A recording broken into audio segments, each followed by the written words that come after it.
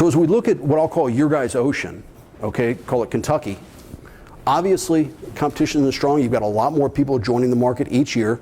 You guys don't really retire early. You guys kind of hang on for a long time. So what's happening is more and more competitors are entering your market on an annual basis. What we call this is a red ocean environment. Okay, there's some bait fish in the water, and everybody is swarming. All these sharks are swarming, trying to get those bait fish. So there's a lot of blood in the water, and once a little bit starts, what happens? More and more sharks show up, right? So you look at you from a personal injury standpoint, from bankruptcy, all these different areas.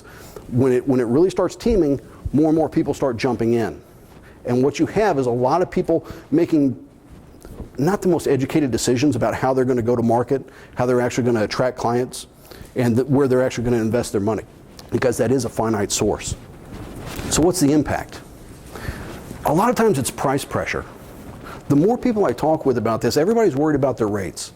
You know, well, I charge this amount per hour. I don't know if I'm too expensive. Why would you not want to be on the high side of that?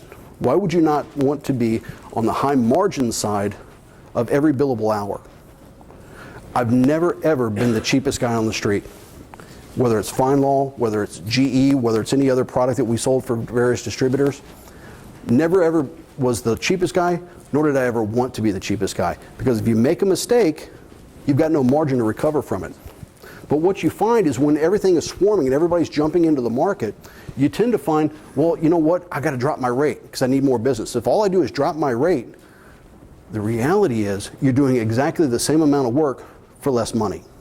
And why would you do that? In your market, you guys have done something that most other people either haven't done or couldn't do. You made it through 3 years of law school, you sat for the bar, you passed it, you hung out a shingle, and you opened a small business. Okay? If you really look at the broad view of the United States, there's not that many people that have your level of education, your level of skill and expertise, and your level of just confidence to actually go out and do that.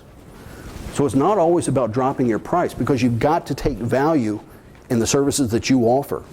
The biggest question I'll come back to is obviously, does your market perceive a difference? And over the last decade, I've worked exclusively with attorneys, and I'm surprised at how many of them cannot really do an adequate job of telling me what differentiates your practice from the next guy down the road.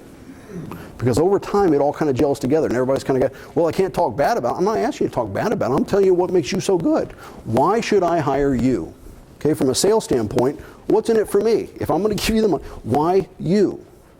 And a lot of people haven't really thought through the communication side of that engagement. They haven't really determined, how do I establish value, and then how do I charge the right price for that value?